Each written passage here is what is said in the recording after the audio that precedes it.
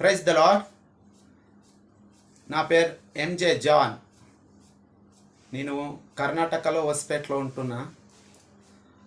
2 నిమిషాలు నేను మాట్లాడేది వింటున్న ప్రతి ఒక్కరూ ఈ వీడియోని ఇతర జనులకి షేర్ చేయండి. మన క్రైస్తవుల గురించి నేను మాట్లాడుతున్నా. మన క్రైస్తవులు మన సంఘంలో సాక్షులు చెప్పేటప్పుడు వాళ్ళు తెలిసి చెప్తారో మనకైతే తెలీదు.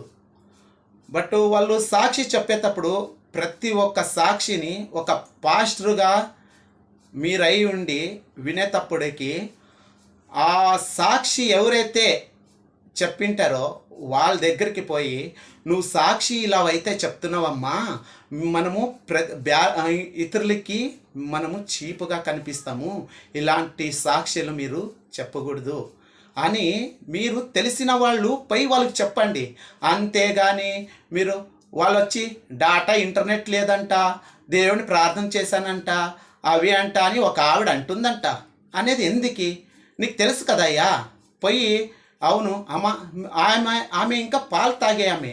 ఎందుకంటే మీరు మాంసం తినే ఉన్న వాళ్ళు పాలు తాగే వాళ్ళకి మీరు జోపానుగా మీరు పోయి వాళ్ళకి చెప్పాలి. ఇలాంటి సాక్షి ఇలా చెప్పకూడదు. మనం ఇతరులకి చీపుగా కనిపిస్తామని మీరు చెప్పాలి. అది పోయి ఆమె ఇట్లనే, ఆమె అలా అనింది, ఇలా అనింది అనేది ఎందుకు? మీకు తెలిసింది కాబట్టి మీరు పోయి వాళ్ళకి చెప్పండి.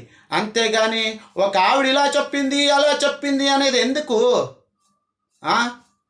అంటే నువ్వు సువార్త ప్రకటిస్తున్నావా లేకుంటే దేవుని నామాన్ని అవమానిస్తున్నావా? అయ్యా నువ్వు చెప్పండి. మీరు ఉందిలే, మీకే జ్ఞానం ఉంది, మీకు జ్ఞానం ఉంది, బుద్ధి ఉంది, అంత మీకుంది.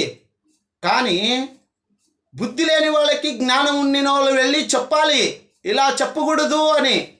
అంతేగాని మీరు అంతా ఇలాంటివి అన్ని మీరు సోషల్ మీడియాలో పాపులర్ అవ్వడానికి, ఇతరులు అలా అన్నారు, ఇలా అన్నారు చెప్పడానికి ఎందుకయ్యా? క్రైస్తవులు మనము బాగా మనము లోపలే పోయి మూడో వ్యక్తికి తెలుకోకున్నట్ల వాళ్ళకి చెప్పుకోవాలా, మాట్లాడుకోవాలా.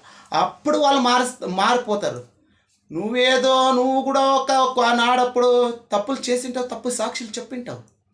అంతేగాని ఇలాంటివి తప్పుడుగా మీరు తప్పు చేసిన వాళ్ళని తప్పు అని తీర్పు తిద్దడానికి మీరు ఎవరు?